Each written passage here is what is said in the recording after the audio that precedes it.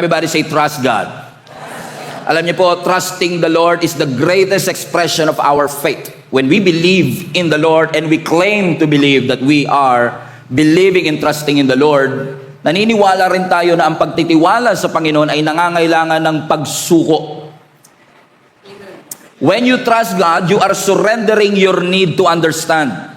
Pag naniniwala ka, may mga bagay kang hindi naiintindihan sa Panginoon, pero kapag sinasabi mong you trust God, naniniwala ka sa Diyos, naniniwala ka sa kakayanan ng Panginoon, kaya nyo po isinusuko yung inyong desire na maintindihan ng lahat ng bagay.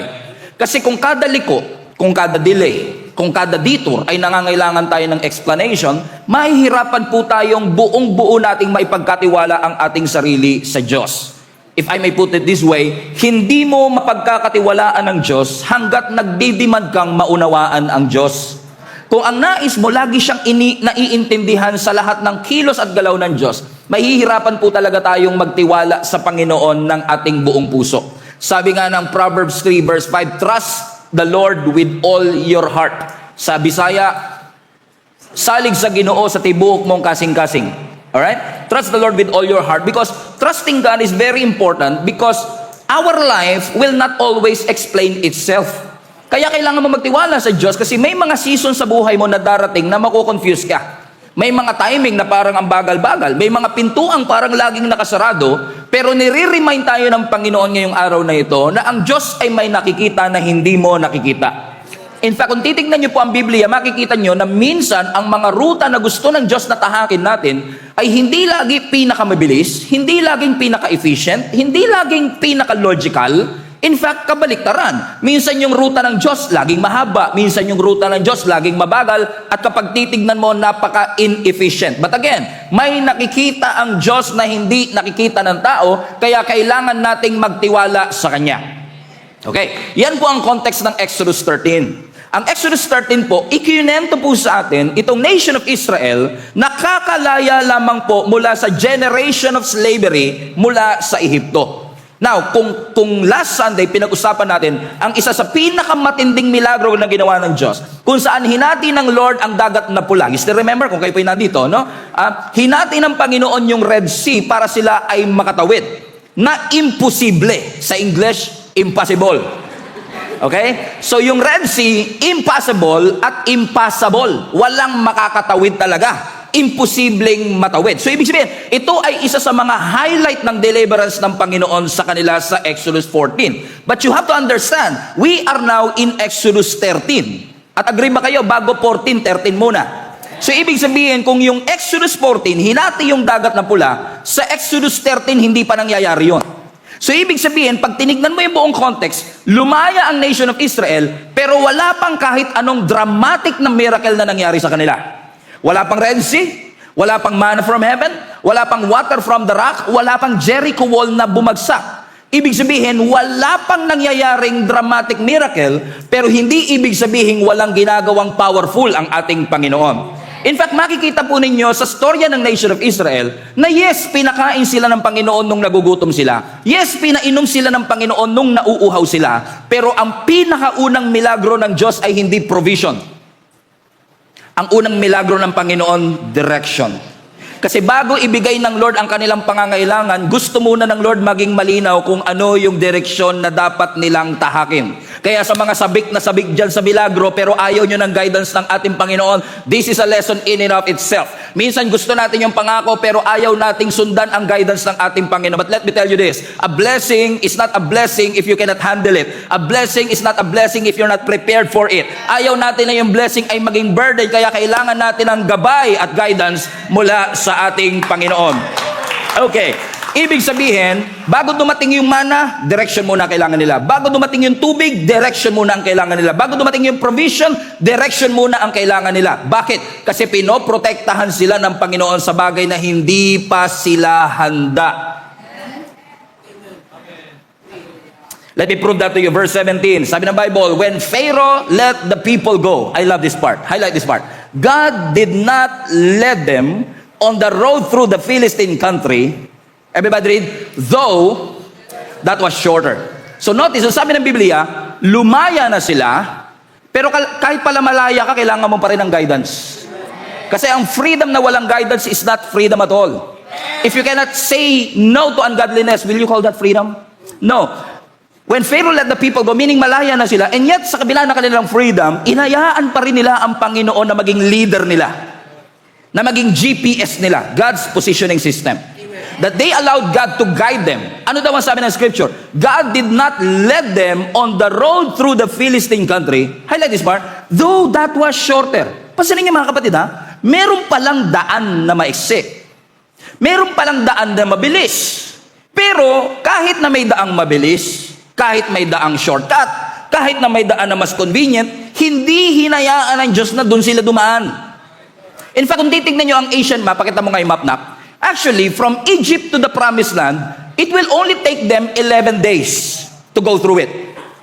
Saan ang daan? Pinakamabilis na daan is the coastal road, the way of the sea. Meaning, kung dadaan po sila mula Egypt all the way to Canaan, at hindi po sila dadaan ng disyerto, mas mabilis silang makakarating. At tignan nyo yung mapa. Mas maganda pa view pag nandun ka. Since it is a coastal area, tinatawag nila ito nung unang panahon na way of the sea, pero base sa verse, makikita nyo na itong coastal area na to is actually a Philistine country. Okay? At dahil Philistine country sila, anytime, pwede silang mapasabak sa gera. Kaya isa sa mga reason ng Panginoon, hindi natin sila pwedeng padaanin dito. Pwede, pero hindi ibig sabihin makakabuti. Anong ibig ko sabihin? Yung pinakamabilis na daan, hindi lagi yun ang pinakaligtas na daan. The shortest is not always the safest route. Kaya sa mga nagmamadali dyan, amen? Hindi porket mas mabilis kang makakarating sa promotion, mas mabilis kang sasagutin, come on, ay laging yun ang pinakaligtas at pinaka-safe na route. In fact, kung titignan nyo yung isang mapa, ang Diyos, binigay sa kanila yung mas mahabang ruta ng wilderness. Pinaikot sila ng ating Panginoon. Bakit mo papaikutin kung pwede namang shortcut? Unless may nakikita ang Diyos na hindi nila nakikita. Amen? In fact, kung titignan nyo po yan, actually medyo mali lang yung arrow, AI lang kasi yan. Doon yan talaga galing sa unahan na blue, tumagos sila rito, tumawid ng Red Sea, umikot hanggang Jordan, and then patawid ng Canaan to Jericho. And kung titignan nyo, susumahin nyo po yan, approximately 200 kilometers away. Mas malayo pa Baguio. Kung magsasasakyan sila, lalo kung may T-Plex, 3 hours lang makakarating sila. Pero inabot po sila ng 40 years. So bakit iaalaw ng Lord na yung 11 days na walking distance at yung 3 hours drive ay papaabutin ng ating Panginoon ng 40 years? Bakit? Kasi hindi porket nagbago na sila ng address, na-realize na nila kung ano identity nila. We realized that they were out of Egypt, but Egypt was not out of them. They were out of bondage, but bondage was not out of them. So this is not a geographical issue. This is a readiness issue. Alam ng Panginoon na hindi pa sila handa na lumaban doon sa mga Philistines. Hindi sinasabi ng Lord na hindi nyo deserve ang Kanaan. Hindi sinasabi ng Lord na hindi nyo deserve ang Promised Land. Ang sinasabi lang ng Panginoon, hindi pa kayo handa sa gera. Hindi pa kayo handa sa labanan. So ano ang ginawa ng Lord? In-adjust ng Lord yung proseso, pinahaba niya yung lakbayin, pero hindi ibig sabihin kinancel niya ang kanyang pangako. Tuloy pa rin ang pangako. Amen? Ano ang reason ng Diyos? Nasa 17 pa rin. Basahin natin. When Pharaoh let the people go, God did not let them on the road through the Philistine country. Although yun ay mas maikse. Next. Anong reason? For God said, if they face war, kung makakaharap sila ng gera, they might change their minds and return to Egypt. Interesting, na? Pansinin nyo, una sa lahat, sino nagsabi? Ang Diyos. Posible ang mga Israeli, sinasabi nila, kaya na namin, equip na kami, 40 years kami naging alipin, hawak namin martilyo, ano ba naman yung mga Philistines niya, kaya namin siya. But just because you hold a knife doesn't mean you can fight.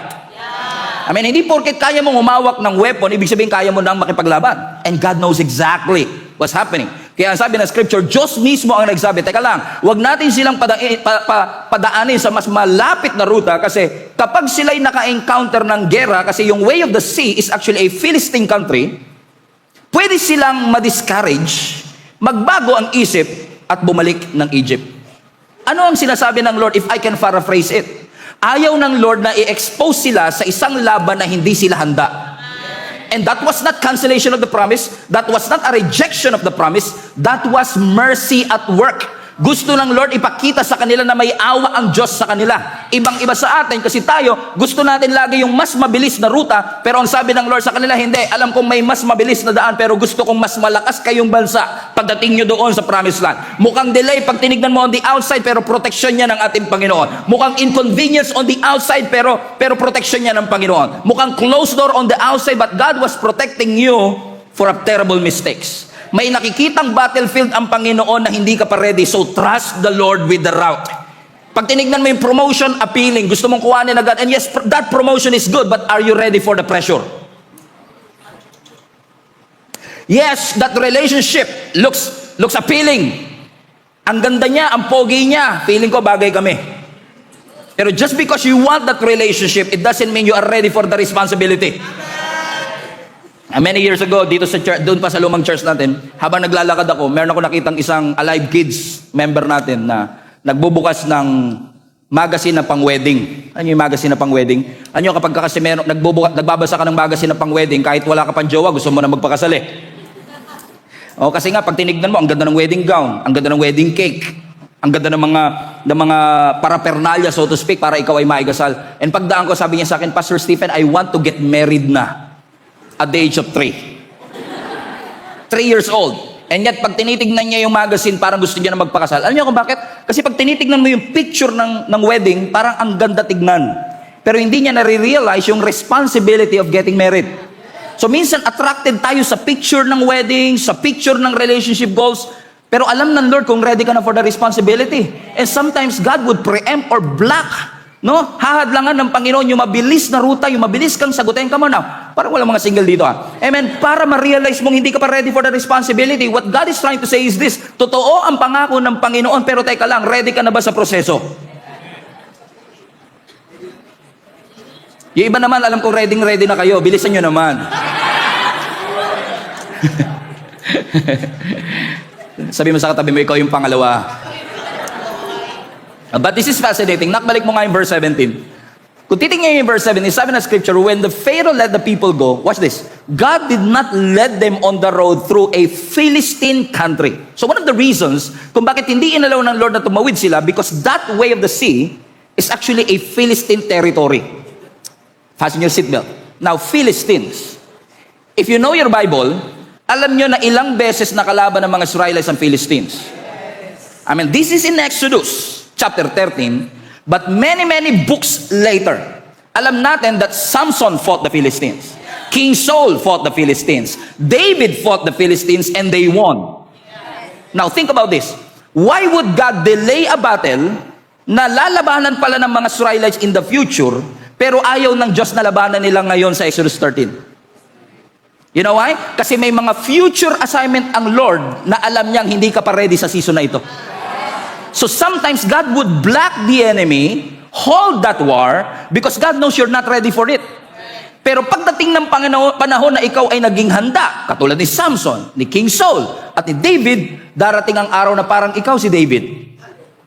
Gamit lang ang slingshot, and you can defeat a 9'6" Goliath, Philistine warrior. What I'm trying to say, mga kapatid, is this: Philistine was their future assignment, pero alam na niyo, Lord, is not your current season yet. So listen, hindi lahat ng open door, God door. Hindi lahat ng mga faster option, God option. Hindi lahat ng blessing, opportunity. At hindi lahat ng opportunity, assignment mo. That's why we need discernment and trusting the Lord. So makikita nyo mga kapatid, so kung binawalan ng Panginoon na malabanan nila ang Philistine, ibig sabihin gusto silang i-preserve ng Panginoon para sila'y mapunta ng promised land. Gusto ng Lord maranasan nila at hindi ma-preempt yung magandang pangako ng Diyos sa kanila. Are you following so far? So ibig sabihin, listen to me, camera to please. Ibig sabihin, when God called you to be free, He doesn't just want you to go there in the promised land. He also wants to preserve you so that you will not go back to Egypt. Because it's one thing to desire the promised land, but it's another thing, pagdating ng Goliath, ng gera, ng Philistine territory, ay babalik ka rin doon. Kaya sabi ni Lord sa kanila, kung makaharap yan ng gera, baka magbago yan ng isip. Balik mo nga yung verse, anak. They might change their minds, at baka bumalik sila ng Egypt. Na pagbabasahin mo ngayon, parang may undertone si Lord na, alam kong takot sila. Alam kong hindi sila ready. Pero hindi Israelites ang nagsabing takot kami sa mga Philistines. For what it's worth, baka nga sinasabi nila, kayang-kaya namin eh. Pero maaaring hindi nila inaamin, pero alam ng Diyos at nakikita ng Diyos ang tunay nilang kondisyon. Maaaring hindi nila binabangkit yung takot, pero alam ng Panginoon na yung takot na yan ay nag-i-exist. So God was literally not just guiding them towards the promised land, He was guiding them based on what He know that they are prepared for. Kasi iniiwasan ng Lord na masira sila, iniiwasan ng Diyos na bumalik sila, iniiwasan ng Panginoon na hindi nila makamit ang promised land. Alam niyo, pag kayo ay nagdadrive, no, dito sa Pilipinas, maaaring sa ibang bansa kasi usually Google Maps, no, tayo dito Waze because in Waze we trust. Eh? Pagka nagdadrive ko kayo sa Waze, no, may settings po ang Waze, let me just read for you. May setting ang Waze sa navigation part kung saan pwede mong i-on yung avoid toll roads. Meaning, pag clinic mo yung avoid toll roads, iiwas ka ng Waze sa daan na may toll gate, may fee. Okay, so kung ayaw mo magbayad, pwede ka makalibre. Say, pupunta ka ng Bulacan, nilagay mo yung avoid toll roads, malamang idadaan ka sa MacArthur. Nga lang babalik ka sa traffic kasi nga, I shall return.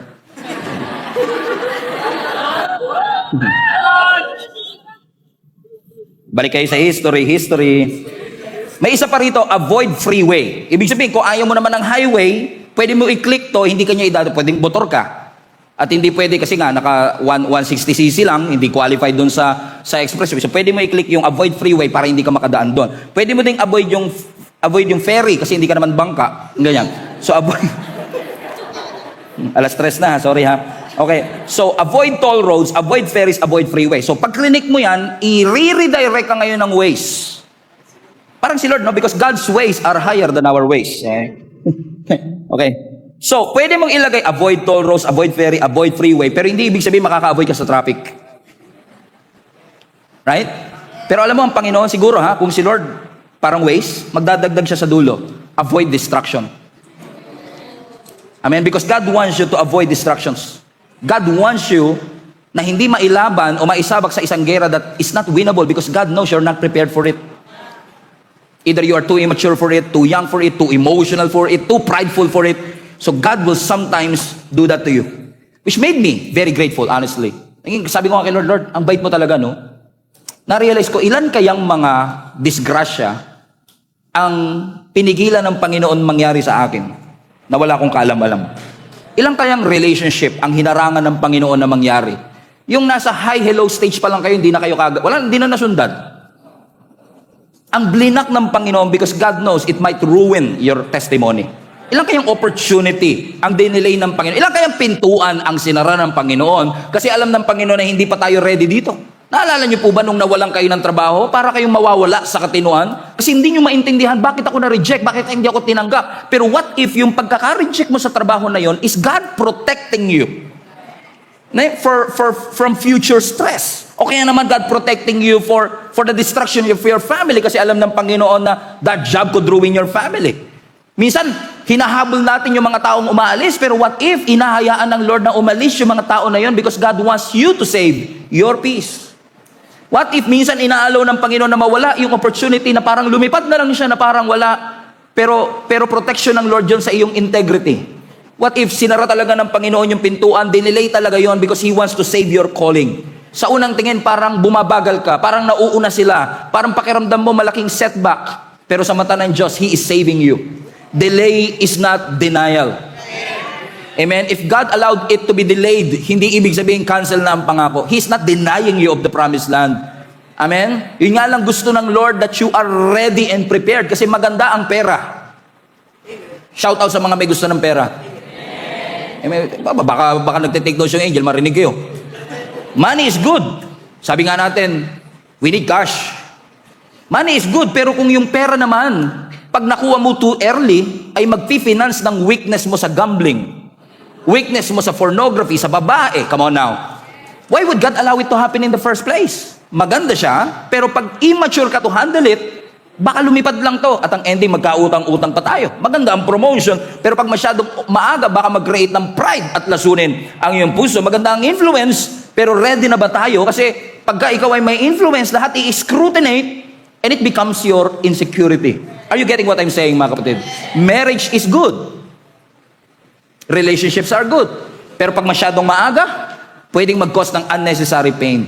Hindi porke kasi ready na tayo sa stage, ready na rin tayo sa criticism. Hindi porke ready na tayo sa wedding, ready na tayong mag-sacrifice. Hindi porke sinasabi nating ready na tayong lumago, ay ibig sabihin, ready na tayo sa pressure. God knows exactly how prepared are you. He knows your strength, but He knows your weakness too.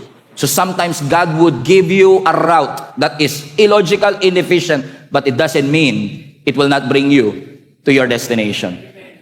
Kaya sabi ng verse 18, let's continue reading. So dahil yun ay Philistine territory, kahit maiksi siya, sabi ng verse 18, so God led the people, highlight this part, around the desert by the road toward the Red Sea. Pakita mo nga yung mapa na. So, dahil ayaw ng Diyos, yung second map please. No, ayaw ng Diyos na dumaan sila doon sa way of the Red Sea dahil nga Philistine territory. So, imagine this, technically speaking, dito sila nagsimula, no? So, God allowed them to go around the desert, tumawid ng Red Sea, around the desert, there. And nagpaikot-ikot sila rito hanggang tumawid sila doon sa may Jericho. Gets nyo mga kapatid? So, balik mo yung verse na. So, ang sabi ng scripture, so God, sino nag-lead sa kanila? It was God. So, hindi sila nagpaikot-ikot dahil nakinig sila kay Sarah G. Okay, nagpaikot. If you know, you know. Nagpaikot-ikot sila because it was the Lord who led them. Everybody say around. Now, here's the thing. Pag around, ibig sabihin hindi direkta. Pag around, ibig sabihin mas mahaba. Mas inconvenient. Ibig sabihin, if you will go around, it takes more time. And if it takes more time, it feels like inefficient yung ruta. It feels like nagsasayang kami ng gasolina. Nakakahiya pa dun sa mga kalaban namin. Bakit? Kasi going around feels like sometimes, balik mo yung mapa anak, going around sometimes feel like you're wasting your time. Why would we spend 40 years for a 200-kilometer journey? It looks like a wasted time. But let me tell you this, a surrendered season to God is not a wasted season. Basta yung season, surrendered sa Diyos, ibinigay sa Diyos, lalong-lalo na akong led by God. It's not a wasted season. Mas mahaba ang ruta, pero mas matalino yung ruta na yan. Amen? Mas mabagal yung ruta, pero yung purpose ng Diyos mas malalim. Kasi alam ng Diyos, wala na sila sa Ehipto, pero yung mindset ng slavery nasa kanila pa rin. At pagdala nila yung mindset na yan ng slavery doon sa Promised Land, ituturing nilang Egypt ang bagay na pangako ng Panginoon. So kung ako tatanungin ninyo, okay lang na malayo, basta kasama ang Diyos. Kesa maiksi nga, pero hindi ko naman kasama ang Panginoon. Okay na sa akin yung mabagal na kasama ang Panginoon, kesa doon niya ako sa mabilis, pero hindi ko naman kasama ang Panginoon. God's route is not always the fastest, but God's route is always the safest. Amen? Inalaw ng Panginoon na dumaan sila doon sa wilderness because God wants to transform them. So God was not just moving them geographically, God was moving them because He wants to transform them. In fact, doon nila sa wilderness natagpuan ng Red Sea. Doon nila sa wilderness natagpuan ng gutom at uhaw. Doon nila sa wilderness naranasan ng init at lamig. At kung hindi sila dumaan sa wilderness, hindi madedevelop yung dependence nila sa Diyos. Kung hindi sila dumaan sa wilderness, hindi nila makikita na ang Diyos natin is a miracle worker, a promise keeper. That even though you don't see it, God is working. Even though you don't feel it, God is working. Why? Because doon sa wilderness, nakita nila na tinuruan sila na sumunod sa Diyos. Doon sila natutong mag-worship. Doon sila natutong maging pasensyoso. Kasi sa Egypt, ang sinusunod nila, paraon. Sistema ng paraon. Sistema ng Egypt. Kung anong oras gusto ng Egypt gumising sila, doon sila gigising. Pati worth nila, dinidiktahan ng Egypt. Pero doon sa wilderness, ang identity nila is attached to God's presence. Sa Egypt, pag iinom sila, doon sila pupunta sa river ng Nile. Pero sa wilderness, kahit walang pure gold, nag-provide ang Diyos ng tubig gamit ang bato. Because God says in Isaiah, your God has the power to make rivers in the desert. And you just appreciate that. Rivers in the desert. Come on now. Because walang imposible sa ating Panginoon. Sa Egypt, controlled ang schedule nila ng slavery. Pero sa wilderness, every steps are ordered by God. Because God was with them. Kaya nga sabi ng Lord, sabi ni Moses sa kanila years later, nung nandun na sila sa kalagitnaan ng wandering in the wilderness, sabi ng Deuteronomy chapter 8 verse 2, remember, everybody say remember?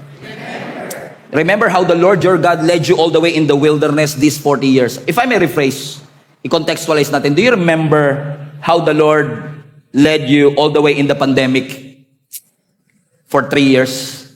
You still remember that moment? You still remember noong 2020, sabik na sabik ka sa Word of God? You still remember that moment that you are desperate for survival? It was the same instant na sinasabi ni Moses, teka lang, alam kong puro blessing na nakukuha nyo ngayon, pero naaalala ninyo, yung mga panahong nasa wilderness tayo, at kung paano tayong tinulungan ng Lord na makasurvive for 40 years? Look at the screen. For what reason? Next slide. To humble and test you in order to know what was in your heart. What does it mean?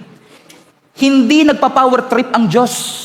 Nung sinabi niyang, sige, magpakasasa kayo sa wilderness. No, may purpose ang Diyos. The purpose is deeper. And that purpose is what? God wants to humble them. God wants to test them because those circumstances will reveal your heart. Storms in your life will reveal what's in your heart. Challenges in your life will reveal what's in your heart. And those wilderness experience was God's way of humbling and testing what's in their heart. Ibig sabihin, hindi sinayang ng Panginoon yung wilderness season. Ginamit niya yung wilderness season para i-reveal ang tunay na laman ng puso nila. Di ba nakakilala ka sa Panginoon sa panahon ng pandemic? Di ba nakilala natin at kumapit tayo sa Panginoon sa pamamagitan ng wilderness? So ibig sabihin, yung ruta ng pandemic, yung ruta ng wilderness, yung ruta na mahihirap, inahayaan ng Panginoon, hindi lang para i-transition tayo. Yun ay transformation ng Diyos. And guess what? You're now serving. Guess what? You're now deeper in your relationship with God. Kung hindi ka dumaan doon, hindi ka ma-humble, hindi ka matitest, hindi marireveal ang tunay na laman ng iyong puso. You thought it was your money that is sustaining you. You thought it was your promotion that is sustaining you. You thought it was your company. And guess what? Lahat ng kumpanya halos nagsara. Maraming business ang bumagsak. But thanks be to God, we serve a God who is able to do immeasurably above and beyond. Mabilis lang kasing lumabas ng Egypt. Ang pinakamahirap na part, ang pinakamabagal na parte, yung transformation ng puso nila. Madaling tanggapin si Lord. Lord, tinatanggap kita bilang Panginoon na tagapagligtas. Pero mahirap maging kamukha ng ating Panginoong Yesus. Because deliverance can happen in a moment. But the development requires a process. So if you're just looking for, Lord, ilabas mo kami mula sa Egypt, that's deliverance. But development happened in the wilderness. And it took them 40 years. Maybe it will take you 5. Maybe it will take you 3. We don't know. Pero alam ng Diyos kung kailan ka handa, kung kailan ka ready. Minsan kasi gusto natin makita, Lord, pwede maipakita mo na yung buong plano? Now, think about this. Kung pinakita ng Lord, bago sila lumabas ng Egypt, by the way, guys, aabutin kayo ng 40 years. Do you think, lalabas pa sila ng Egypt? Ba't pa kami lalabas kung aabutin kami ng 40 years? Who knows? For what is worth, lahat nung lumabas na yun, namatay naman eh. Ang naiwan lang si Caleb and Joshua eh. So technically speaking, sinasabi niya, lalabas kayo pero mamamatay kayo dyan. Kaya ipapakita ng Lord yung buong plano, yung buong blueprint, aatras sila in the first place. Kasi yun ang gusto natin. Pero minsan ng Diyos, hindi niya papakita yung buong blueprint. Pero ipapakita niya ano yung next step. Naalala ko nung kinasal kami ni Jenny. No? Married na kami for more than 13 years. Ang pinakamagandang babae sa balat ng lupa, ladies and gentlemen. Naalala ko nung kinasal kami, no? Tinanong ako ni Tatay Tony. Sabi niya, Stephen, tinatanggap mo ba si Jenny bilang iyong asawa sa hirap at ginawa, sa dusa at ligaya, in sickness and in health, until death do you part? I do. Sakit kagad ako, I do eh. Baka magbago pa isip eh. Kung pwede nga lang umpisa bago mag-entourage, yun na kagad eh. Di ba? Mas maganda sana. Pero nakakapagtaka nung kay Jenny na, ang bagal. Jenny, tinatanggap mo ba si... Parang nagbababala siya. Sure ka ba rito sa papasukin mo? Kilala mo ba yung Steve? Pero nag-I do naman siya. Kahit hindi namin alam kung ano pwede namin pagdaanan. Kahit hindi namin alam kung ano yung mga challenges that we're about to face. Na kung tutusin, if the Lord showed it to us before we said, I do. Now think about, imagine ninyo, halimbawa, Stephen, tinatanggap mo ba si Jenny bilang iyong asawa sa hirap at ginawa, sa dusa at ligaya, until death do you part? But wait, biglang may lalabas na angel. At sasabihin, this is last. At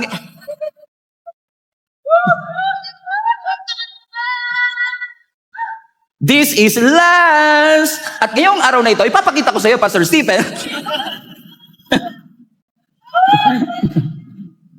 Kung ano ang mga pagdadaanan ninyo sa loob ng 5 taon. Come to think of it, if that happened before we said I do, maaaring hindi kami nag-I do in the first place. That's why you call it commitment. Bakit ka magsisettle sa lalaking hindi kayang i-define ang commitment? Bakit ka parang yung mga nasa harap lang masaya, yung mga nasa likod, oh. Parang dito kasi, doon kasi medyo patanda na rin ng konti, okay? Bakit ka magsisettle sa mga taong hindi kayang i-define ang faithfulness? And because that's why it's called commitment and faith, because you are saying, I do to something that you don't see.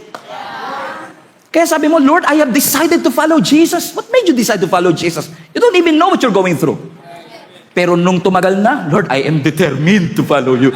Ang hirap pala nito. But I am determined to follow Jesus. That's why you call it faith. That's why the Bible says in 2 Corinthians 5:7, we walk by faith and not by sight. Kasi kung sight ang pag-uusapan, kung blueprint ang pag-uusapan, madali kang mapapa-oo kapag madali ang ruta. Pero kaya mo bang umuo at sumunod sa Panginoon pag hindi maintindihan yung ruta? Kasi si Lord hindi niya papakita ang blueprint, papakita niya, ito ang next step. At ang next step, sa Israelites, hindi sila binigyan ng compass. Hindi sila binigyan ng mapa. God gave them better than maps and compass. You know what's that?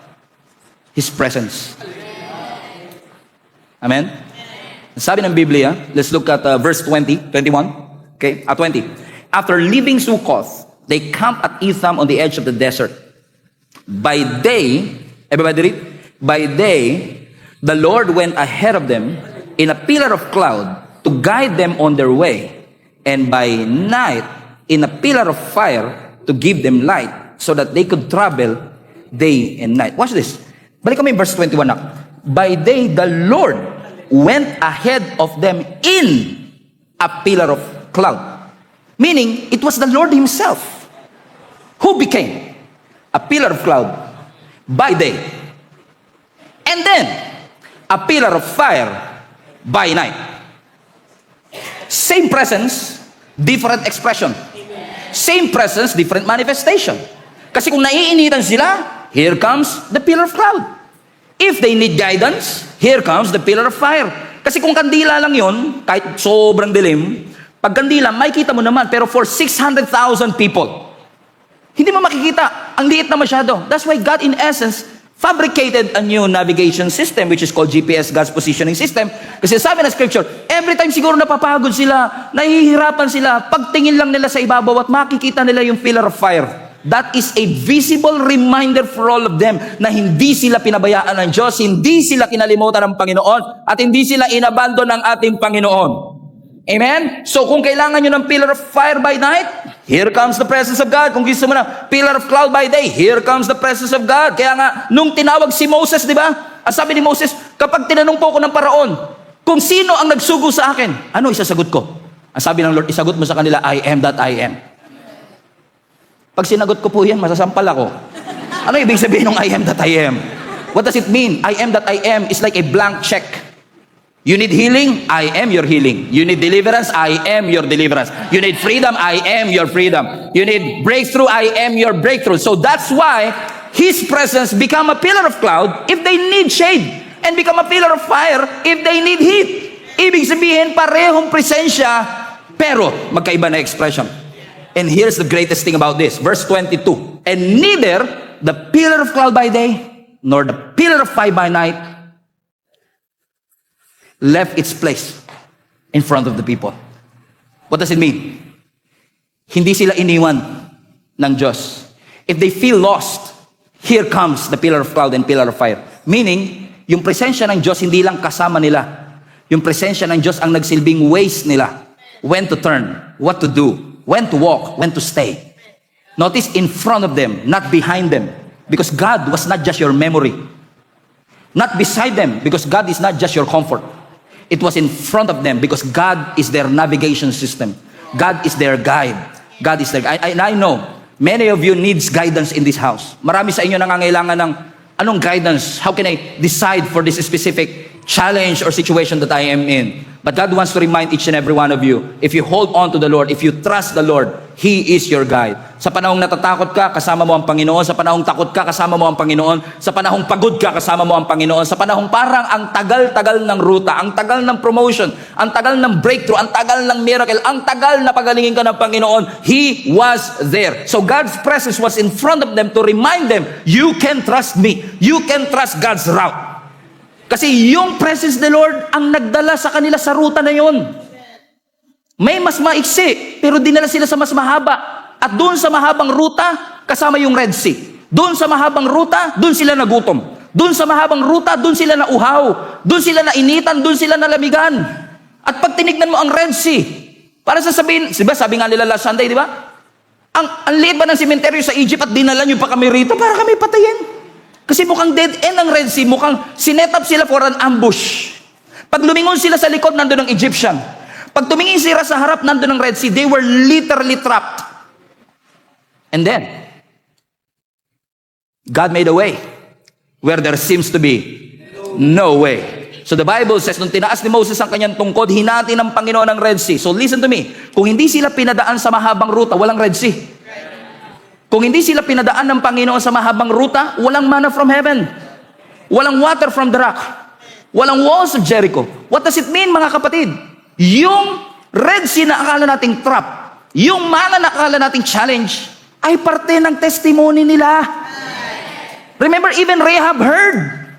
Narinig ni Rahab, we have heard what happened to you. In Joshua chapter 2, we have heard what happened to you nung kayo ay niligtas ng Lord sa Red Sea. Even the non-believers were able to hear the magnificent thing that God did. So, kung hindi sila inalaw ng Lord na dumaan sa mahabang ruta, wala silang testimonying pangahawakan. Kung hindi ka idadaan ng Lord sa wilderness, sa sakit, sa tragedy, sa difficulty, wala kang magiging testimony. Amen. So, I believe with all my heart, if you will trust God's route, yung paghihirap na pinagdadaanan mo ngayon ay magiging testimony mo years from now. Hindi ka pinapahirapan ng Diyos, hinahayaan ng Lord na dumaan ka sa challenge and difficulty because someday, somehow, yung parehong challenge na dinaanan mo ay parehong magiging source ng iyong testimony. It is now a test. But when you trust God's route, it will become your testimony. It is now a mess. But if you will trust God, your mess will become your message. Your test will become your testimony. Hallelujah! If you will trust God's route. Sabi mo sa katabi mo, trust God's route. Pagkatiwalaan mo, amen, hindi tinanggal ng Lord ang Red Sea kasi parte yun ng ruta. Yun ang testimony nila. So I don't know who is this for. Sarado ba ang pintuan? That is going to be part of your testimony. Unexpected man ang delay, that is going to be part of your testimony. Mabagal man ang season, magiging parte yan ng testimony mo. God is not blocking the route. It's part of the route. Kasi pag dumaan ka sa shortcut, mas mabilis. Pero hindi ka mauhubog. Pag dumaan ka sa shorter route, mas madali, pero hindi mo makikilala ang Diyos. Kapag iniwasan mo yung sakit, di maiiwasan mo yung milagro. That's why God would intentionally allow you, pero hindi kanya iaalaw na dumaan doon na hindi kanya kasama. Because every time you look up and you see that pillar of cloud by day and pillar of fire by night, it is a reminder. Yes, God allowed me to go through the wilderness, but every time I look up, when I look to the heavens, I ask, where does my help come from? My help comes from the Lord. It is a reminder for you, my friends and family, na hindi ka pinabayaan at iniwan ng ating Panginoon. Hindi mo ba totoong-totoo ang Biblia? Sabi ng Hebrews, I will never leave you. I will never forsake you. I will never abandon you. In fact, let me be accurate. In the Greek, yung sinabing, I will never leave you, is 5 times ng intensity. So in the Greek, it was actually like this. I will never, never, never, never, never leave you. I will never, never, never, never, never forsake you. I will never, never, never, never, never abandon you. You are going through a wilderness right now, but I'm still with you. Look in front of you. There's a pillar of cloud by day. There's a pillar of fire by night. I'm still here. Even though you walk through the valley of the shadow of death, you should not be afraid. Why? Because God is with me. He is with you. Sabi mo sa katabi mo, God is with you. God is with you. God is with you. God is with you. Hindi ka lang dinadala ng Lord sa Kanaan, hinahanda ka ng Panginoon sa Kanaan. Hinahanda ka ng Lord sa promised land. Would you trust Him? Would you trust His route? So now, are you willing to change your prayer right now? And say, Lord, not my will, not my way. I trust your way. I trust your will. It seems like inefficient. It looks illogical. It seems a delay, but I will trust your route because I know my God is with me. Amen. Amen. How many among you ang nangangailangan ng miracle? Taas kamay. Well, guess what? The God that you serve is a miracle worker. Sino rito pinakakuha ng Panginoon? Guess what? Your God is a promise keeper. Even though you don't see it, He's working. Even though you don't feel it, He's working. He never stops working. He never sleeps. He never slumbers. Give Him praise. Stand up to your feet.